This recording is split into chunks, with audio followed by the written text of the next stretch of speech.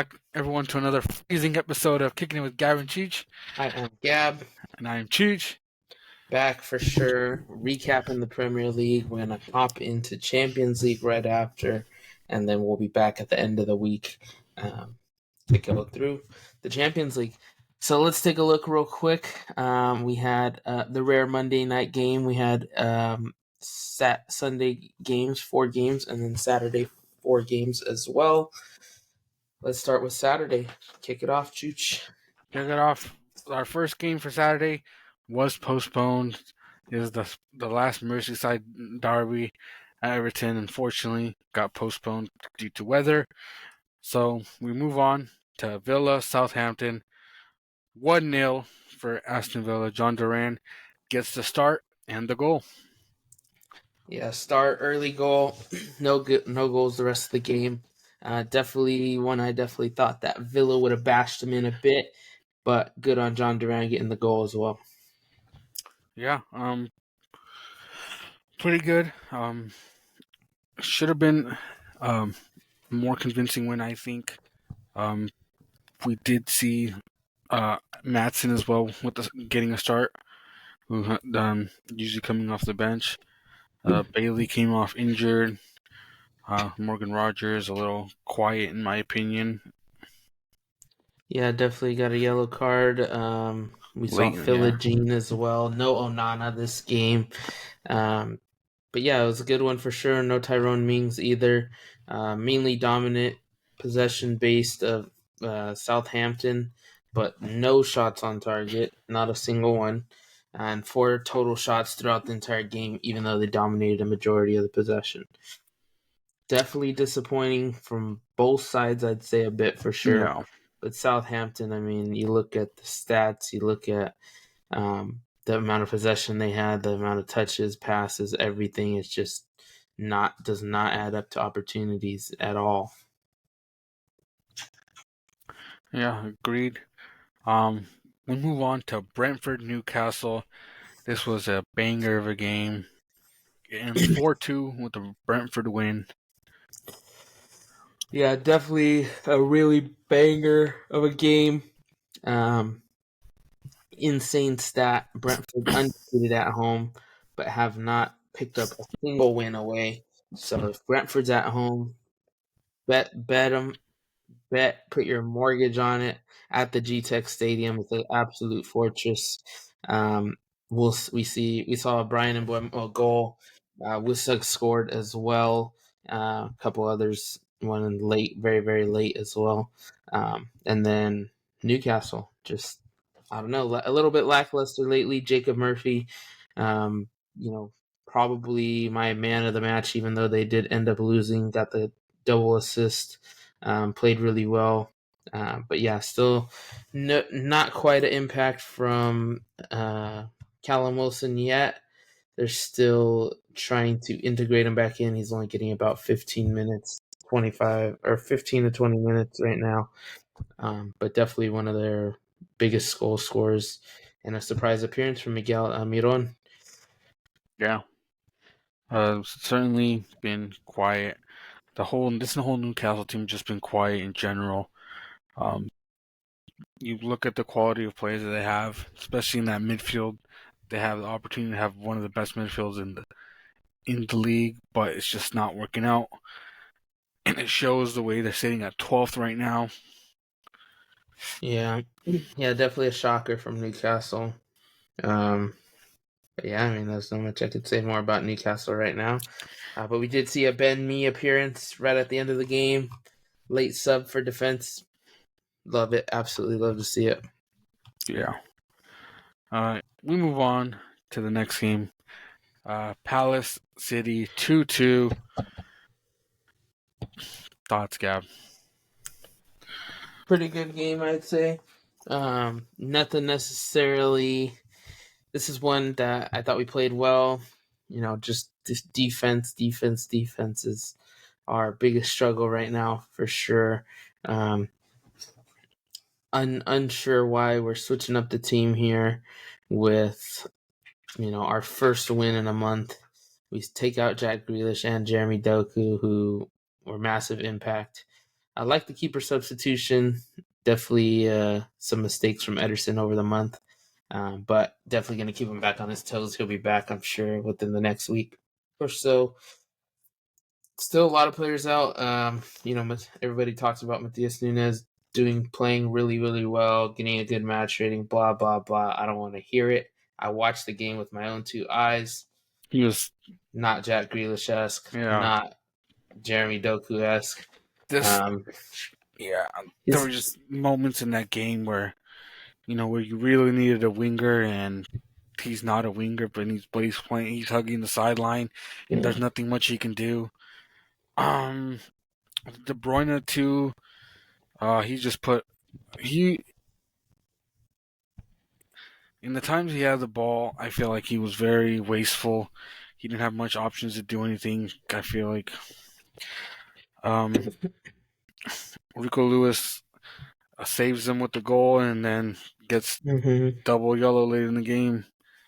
Yeah, which looks like it can't be overturned, weirdly, because it's a yellow, but definitely couldn't be reviewed either. But he was actually the one that ended up getting tackled, so unfortunate there. I definitely felt like we could have scored another, but I always say, end of the day, should never leave it up to one ref call.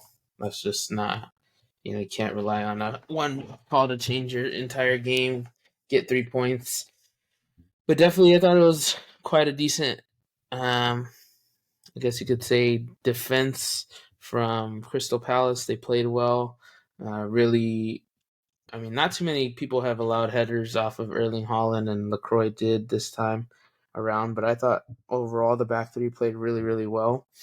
Mark Guéhi, Trevor Chalobah, and LaCroix, all really, really talented, I'd say. LaCroix and Chalobah obviously set to be up and comers in the league, and then Mark Guéhi obviously established with England. But yeah, a little disappointment, but not too much. I saw us play really, really well. I would definitely just like to see Grealish and Doku return to the starting lineup. And obviously, Phil Foden has been on and off the pitch, on and off the team sheet all season. He didn't play.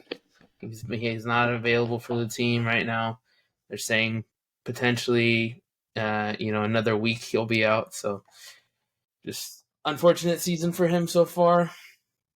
But last season, you look at the stats, all the goals came after December. We'll see what happens. Yeah, they're gonna need him, especially the way they've been playing as of late. But that's just like how Gabe's mug says, believe.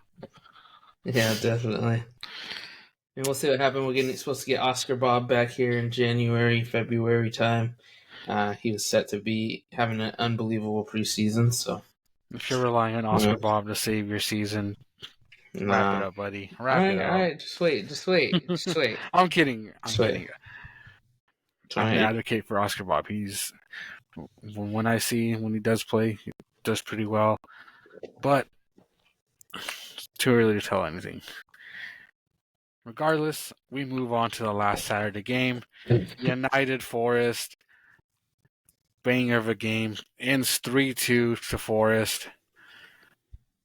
In the city, born and bred, Manchester City man himself, Chris Wood, who missed the goal on purpose, most likely last week, buries United, puts them down 3-1, and Bruno Fernandes gets a late one. But still, end of the day, Forest get the win. I knew it was coming all along. United at times look very, very good. Very, very good. And then you just see something small, something that almost blows you away. Onana had some awful contributions here. Man United absolutely dominated possession with 71%. They dominated shots on target. Forest 3 for 3 on shots on target. Really just came down to a couple of mistakes that led to really good opportunities for Forest. Yeah, Gibbs White, star, I'd say, goal and the assist. Once again, we saw Jota Silva getting another start. Well deserved, I'd say. Just been playing really good back-to-back games. But regardless, Alonga is still a really good winger to have. So interchanging those guys is good, especially for competition. Yeah, definitely. It's been for sure a shocker for me that James Ward-Prowse hasn't played much as of late. Hasn't gotten any appearances as of late either. But I mean, it's seemingly working for Forrest right now. He did play a lot in the beginning of the season also. Maybe just the manager feels that they've riding the hot hand with Jota Silva, who's been playing really well. But Forrest currently sitting at fifth right now with 25 points. Quite unbelievable. Yeah. Wow. So we move on to our Sunday games. We had some pretty good games. We had Fulham, Arsenal to start us off. Raul Jimenez with a good goal. Saliba with the, per usual goal. And the late goal disallowed. Yeah, definitely disallowed by the offsides. Arsenal fans thought they had finally scored an open play goal, and Nah, I can't tell you how long. But I gotta tell you. yeah, but who knows? I mean, who really knows when they'll score another one? Seem to be relying on set pieces, and it seems to work well. But definitely interesting that this is, What it's come to. yeah, what it's come to, sitting at number 3 in the league, and you've got 14 goal differential, and you can't score an open play goal right now. But they keep finding a way to get the result. That's all that matters right now for them. Yeah, but either way, um, I think Fulham did pretty well. The the goal by Jimenez was really good. Um, we saw Troy at the start. I feel like him and Smith Rowe were quiet. If if I'm being honest, that will be doing what he usually does. Just bringing in that extra spark. He's a proper baller. Like I think who knows, a couple years from now, he's gonna be one of those guys. Like, dude, remember this guy? I wouldn't say a Barclays man, but he's gonna be one of those ballers that you're gonna like chatting, bringing up former players, and he's gonna be him. Yeah, potentially. We move on to Ipswich and Bournemouth, and it's 2-1. Late win. In the 95th minute from Otara.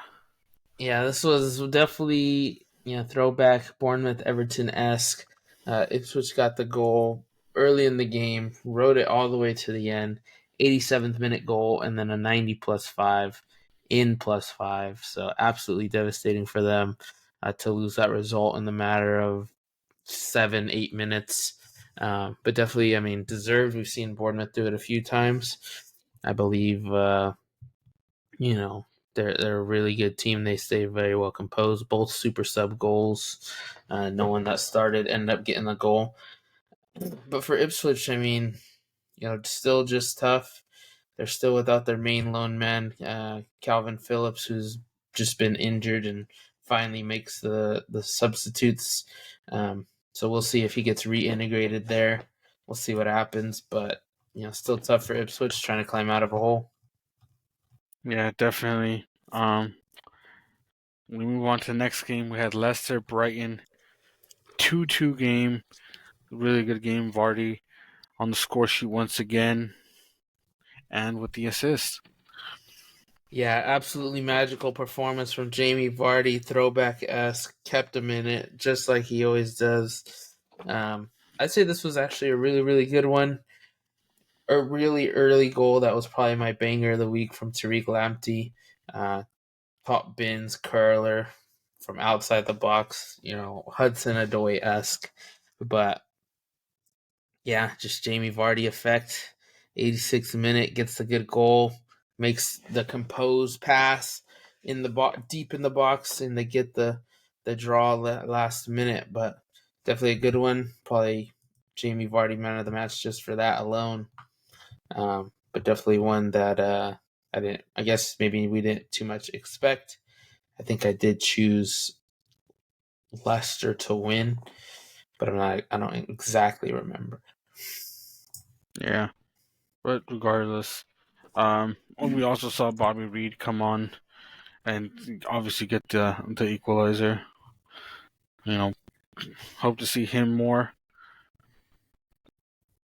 I feel like I believe he's from Jamaica. Yeah, so he's a pretty underrated baller. He's he's a little bit. I know he's older. He's been playing for a while, but still a pretty underrated player. Yeah, definitely Ross Barkley vibes last season for Luton Town ish. But yeah. And we move on to our London Derby game of the week. Tottenham Chelsea. Classic game between the two, as always. At, of course, 3-point lane. 4-3 to Chelsea after an insane comeback led by Jadon Sancho. That's a interesting one for me. Definitely a strong start from Tottenham with the consolation goal coming late at the end, but Jadon Sancho gets one back after going down 2-0. Almost disastrous, it seemed. And then here comes, Cole Palmer with the penalty, Merchant. Nothing really more than that I could say. The third fan, I'd say, for Did in a way contribute to the Enzo goal, but not purposefully. It was definitely a shot that just redeflected. But Enzo on an absolute run of his life here, just absolutely dominating. Chelsea dominate possession on this one. Just dominate the game overall. Unlucky to go down very, very quick. Spurs took their chances, but Chelsea get the win at the end of the day. Yeah. And yeah, it was a classic game. Enzo, Cole Palmer, Jadon Sancho, all of them were just playing well. Cucurella, obviously, was the reason for the first two goals. Changed his cleats up, and then after that, he stepped it up. Definitely. Yeah, and now that brings us to second place, but we're still not contending for the title. Still a chance for everyone right now. Hot streak. You guys are trying to downplay it a bit. That's all. That's all that's happening there.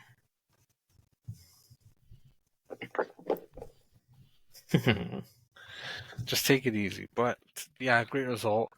But yeah, as Maresca said, teams that are contending for the title, they're not going to be making these mistakes where they're going down 2-0 like so early in the game. We got lucky to fight back and win the game. Definitely will be an interesting run up here. A lot of hot teams. Yeah, the weekend's gonna bring some decent games, some halfway decent games. So I'll be interested to see what happens there. But I mean, you got some hot teams playing some hot teams, so we'll see what happens with the table. But still look forward to top 5, top 4. Probably gonna stay the same for the season right now. Maybe Forest and City will flip flop a bit, but I definitely do expect. I mean, I think everyone expects City to make a last run for the ages. To 5 in a row would be, I don't know, Mental. Absolutely unbelievably mental. Disgusting, unbelievably like the amount of bottling anybody but Arsenal that would happen. Anybody but Arsenal. Interesting. Yeah, definitely we'll see what happens, but I definitely think this is, right now feels like a 2-horse race with Chelsea and Liverpool at the moment. It's Liverpool, buddy. Arsenal don't really seem like they've got what they need. Only 2 points above City, and City's worst run in years, in probably 8 to 10 years. Yeah, quite. I love seeing the Twitter comments about how City are down so bad, but only sit 2 points below Arsenal at the moment. Yeah, that's true. We move on to our last game, Monday game. We had West Ham Wolves. Prayers out to Michael Antonio. Got into a pretty bad accident from what the picture shows of his car. They haven't announced anything, but most likely will be out for the rest of the year. Yeah, I just see that he did break one of his legs. They didn't say which leg, or they just said he had a surgery. That's really all they said to this point. But yeah, if you look up the photo, I mean, you even wonder how someone could survive an accident like that. But definitely, like Chuch said, prayers. I mean, towards the tail end of his career, you just hope to see him on the pitch one more time. A couple more times, but we'll see what happens at this point. We're as far in as we can know right now, and I'm sure it'll be a long road to recovery if he is able to get back on the pitch, and if not, I mean, he did in this season. I'd like to say he surprised a little. Most people thought Nicholas Fulkrug was going to take his position, and it was untrue. All season he deserved his spot. He played quite well in most of his games. Went out like a true club legend there for me, and we'll see what happens with the future of his career. Yeah. Regardless, as far as this game, Jared Bowen, absolute masterclass. Goal and the assist. Dude just continues to ball out. And pretty quiet game from Larson, I'd say. Wolves in general, I feel like they did pretty well to stay in the game. Just obviously unfortunate. The story of the whole season for them, if we're being honest. Yeah, definitely. I mean, we're gonna see West Ham again next week on Monday too. It'll be interesting to see if the manager, makes it. Definitely for me was one a lot more open than it should have been. Wolves still had a chance at the very end. A couple just missed chances, a couple really good shots from Wolves that could have equalized, just unfortunate not to. And then Thomas Suchek goal, who seems to be scoring off corners lately, almost unnecessary. I mean, the keeper did in a sense all he could do. Has to at that point rely on some defenders, that would be sitting back post like a fullback that wasn't there, or not. But regardless, they get the loss. Wolves get the loss. We'll see what happens. Gary Anderson, who knows? But Knows. we'll see. I'd like to say too, freaking Mikel Antonio. I looked into his story a bit, all the way from non-league football to the Premier League. Absolutely wonderful from him. I mean, you can't hate him, even if you're a West Ham fan who's watched him the past couple of years.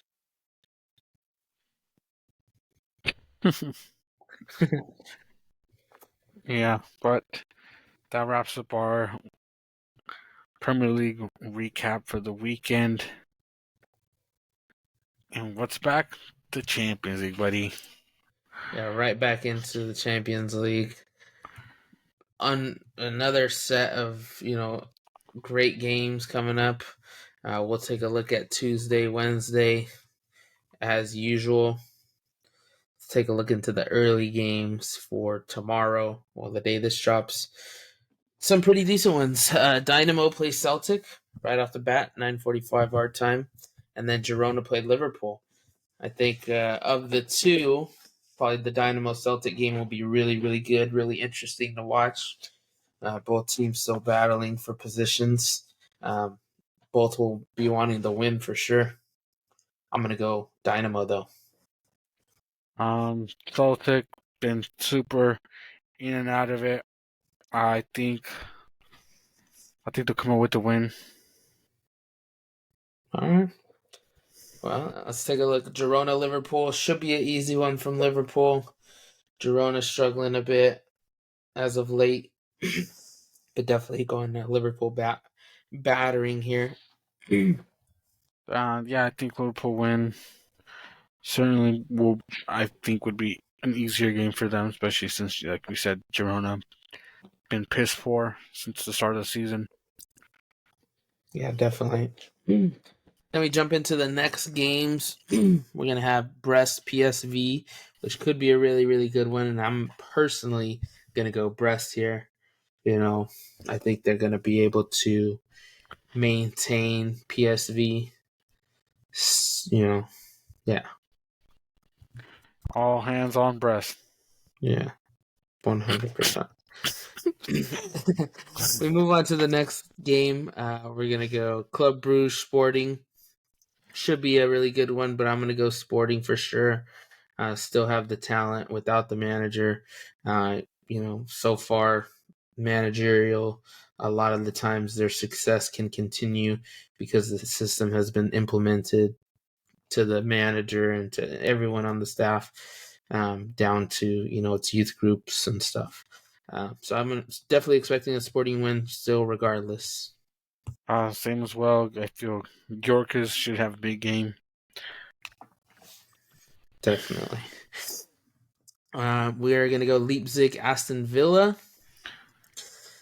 Probably going to be more even than we'd assume.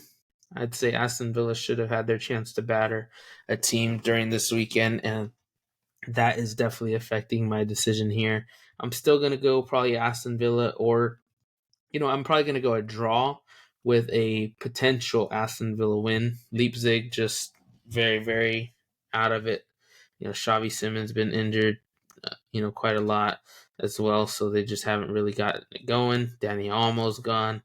A lot of their key pieces have left, so uh, I'm still going to go Aston Villa at best case scenario for Villa, but I think a draw here would suffice. Yeah, Leipzig have not won a single game, and I think we're going to keep that streak, and I think Aston Villa will come away with the win. Yeah, we'll see. Let's take a look at another potential battering. PSG versus Salzburg. Salzburg, I think, winless as well. PSG struggling a bit themselves, but this is definitely one to get some points going on. We'll see how the PSG side holds up, but I definitely expect a win here. Yeah, anything less is a huge disappointment for them. They're sitting at 4 points right now. They need every point they can get.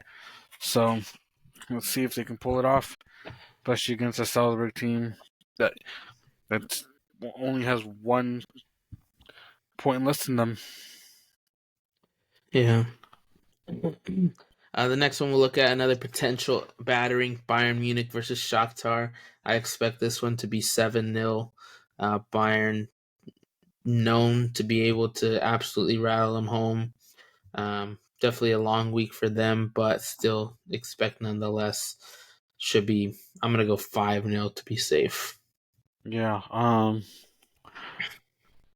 Should obviously some key injuries for Bayern, as far as Neuer broken ribs, should be out for a month or two. Davies has got a hamstring injured, still fresh. Uh, Kane, I think he got a hamstring injury as well, should be Yeah, out. hamstring injury for sure. Um, yeah, I mean that's tough for Harry Kane, but luckily there's nothing too important coming up right now. Just got to get through the league. I think Bayern will be good enough to do so without his help at the moment. But you'll be looking at definitely a couple weeks from now, some more Champions League in late January. That'll be the time, well, they'll need them. The group stages are going to be ending. And we'll be moving on to the next. But definitely Bayern win here should be easy Yeah. regardless. Now we'll take a look at a couple bangers we have this week. Well, for Tuesday, Bayern Leverkusen and Internacional. Gonna be an absolute banger. I'm gonna go Inter though. For me, Leverkusen have not had their best season. Seems like some of their potential stars' minds could be elsewhere onto the next team, as they haven't necessarily kept their form from last season. But still, a lot of players linked away. Jonathan Todd of Barcelona potentially. Frimpong here, there, everywhere. Everyone wants him. Yeah, Florian Wirtz, obviously, I mean, they want him at Madrid, they want him at City. You know, the biggest clubs in the world are calling for Florian Wirtz, and I'm sure he would answer them. You know, if it was maybe Bayern, if he's at Bayern, you know, maybe not, but, you know, to go from Leverkusen to Madrid or Leverkusen to England in general to one of the big six there would be massive. Yeah, so I feel like wherever he'll go, he'll do a pretty good job.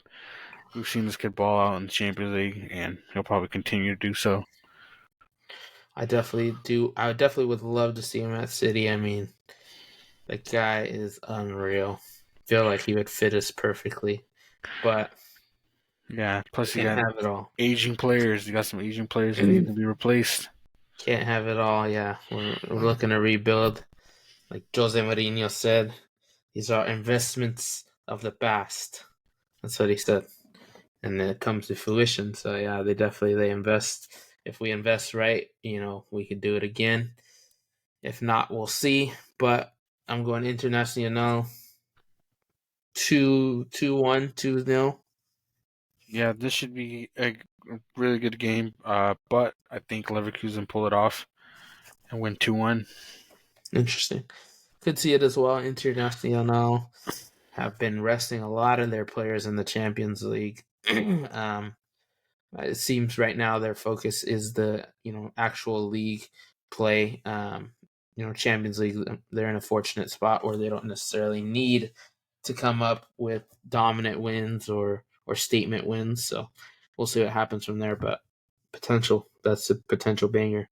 Another potential banger and final Tuesday game: Atalanta versus Real Madrid.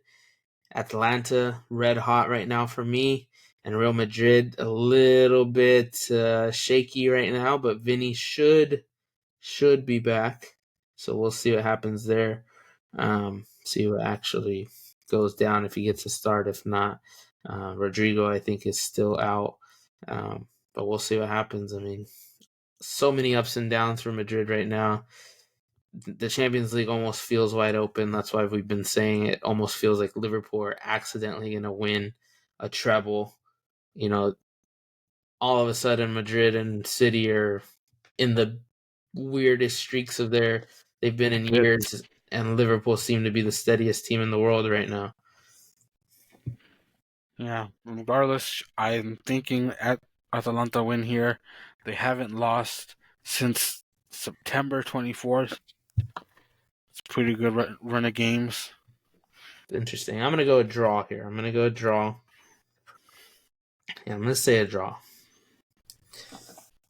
2-2. 2-2 draw. Because I know they'll give the pens to Madrid when they're down. See. All right, let's move on to the Wednesday games. Couple really good ones again. We're going to start with the weaker ones. We'll go Stuttgart versus Young Boys. Young Boys winless so far this season in the Champions League. I'm going to go Stuttgart just because of the record. So we'll see what happens there. But yeah, time's running out.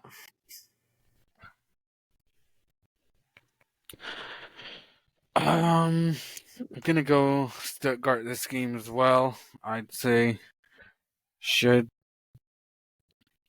they actually have points, unlike Young Boys haven't got a single win or draw. Yeah, it's crazy. Let's take a look. The next one, Feyenoord, Sparta Prague.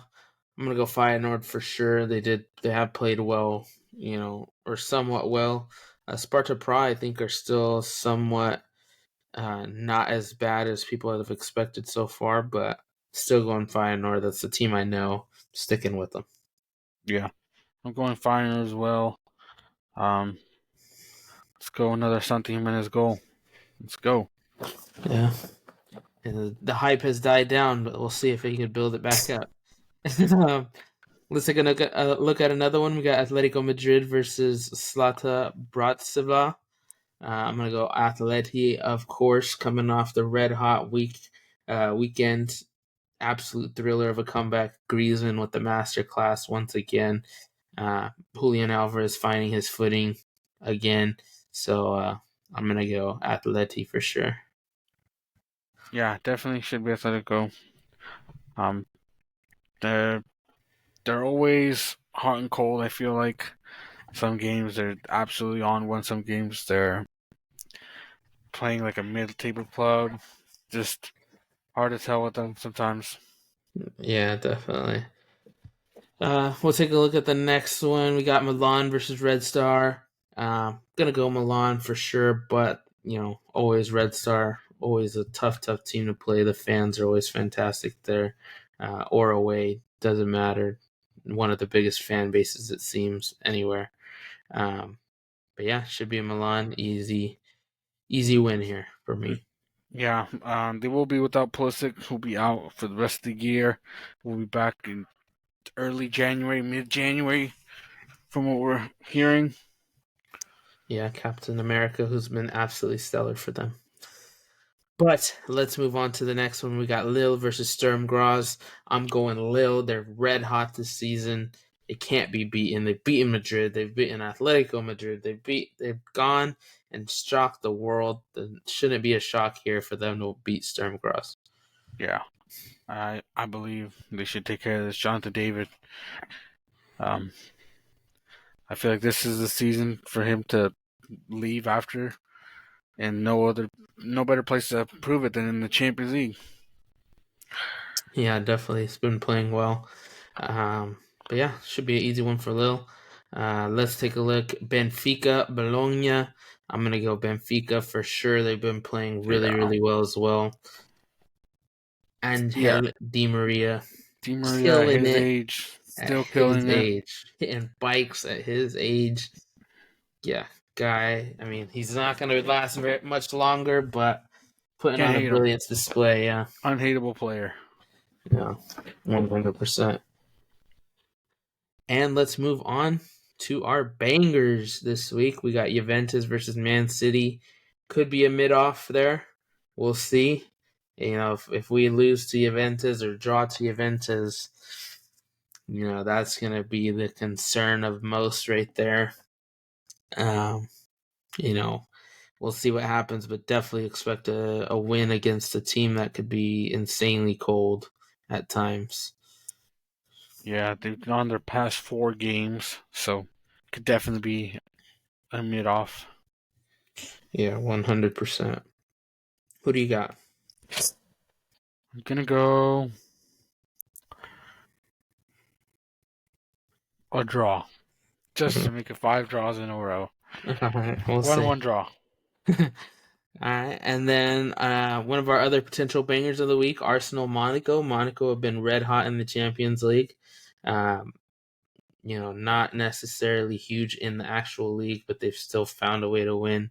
I'm gonna go Monaco just just cause. I think Arsenal pull it off. I think they'll finally score an open play goal, but Yeah, I don't think it'll be an easy win at all. yeah, definitely. I could see that for sure. Their Champions League games are always interesting, and as of late, they've been in some really, really close games. Our game of the week, I'd say, either day, Barcelona versus Dortmund, Champions League runner-up versus one of the surprising dark horse Champions League of this season, or the surprising teams of this season. Barcelona have been unreal. Lamine Yamal, unreal. They've got Frankie De Jong back. They've gotten a lot of their players. Ronaldo Araujo is returning. World-class players playing to the top level at Barcelona. And then you got Dortmund, who, almost a little bit downgraded a bit in some positions, but they're always still red hot, always still play really, really well. And they're always tough to go away. Dortmund away is always, always tough, and that's where Barca will be visiting. I'm thinking comfortable win for Barca, like a 2-0. Really? All right. Both have a pretty good goal differential. 1 point, or both tied on points, so we'll see what happens. But yeah, I like Barca as well. I like I'm gonna go 3-2 win. Rafinha masterclass. Inbound. And who happens to turn it up in the Champions League always. So we'll see what happens. I think there's only one more match day in the Champions League group stage after this. So yeah, late January will be the last window for that. But yeah, I mean, these are going to be massive results. You got teams teetering on the edge. Yeah, 2 weeks left of Champions League. Yeah, so you got PSG barely hanging on at 4 points, just 1 point above the elimination zone. I mean, really, that's probably the only team that's really gonna lose it. That would lose it. They'd be completely eliminated if they can't manage to find some points. Madrid also right there, 24th place with only 6 points. That would be. It's not gonna happen. I'm just telling you that. It's not. The But it refs, could. no, it won't. The refs won't allow it to happen. It's not gonna happen. But it could. Man City, 17th place, 8 points. Going to be one of those unseeded teams if they don't find some points somewhere. And yeah, I mean, you got some teams like Monaco in the top 8, which is massive. What basically what the whole new foundation stood on. Atlanta in 5th position as well. This is the new format. This is what you're seeing. You're seeing exactly what they wanted transpire here. You're seeing teams like Brest in 11th, Sporting 10th, Lille 12th, Benfica 14th. I mean, these are all teams that in the last format may have no points. You could see a Brest playing in the group of death with Bayern, Atleti, and like City, and they wouldn't have no points. And here they are sitting in 11th. So good on the format. I definitely like it. I feel like there haven't been any like insanely lopsided matchups, and I feel like it's given us those bangers that we've found as well. So I like it. We'll see what happens, but teams on danger, PSG and Madrid are in the disgustingly dangerous zone right now. Danger zone. Yeah, it's gonna be interesting. But we'll see at the end of the week. We'll see what teams are in the danger zone at the end. Could be the likes of Manchester City, could be the likes of Madrid, could be the likes of PSG, some of the biggest clubs in their retrospective leagues. Yeah, it'll be definitely interesting. Atleti, Milan, also teams that are in there that could absolutely drop massively if they can't come away with the results. But yeah, we'll see what happens. But that's all I got. What do you got, Chuch? Anything? That's all we got. Yeah, I'm looking at the last match week of Champions League. Wednesday the 29th, every game kicks off at 12 o'clock. Yeah, definitely going to be for a insane. treat. And I think let me see. So if it were to come down to it, if Madrid somehow cannot find the result, they will play a top team, which is Brest, on a red hot streak for the Champions League era. But you do definitely have some bangers, not necessarily bangers, but some very high end ones. Yeah, we would have Inter versus Monaco. That would be a massive one for points.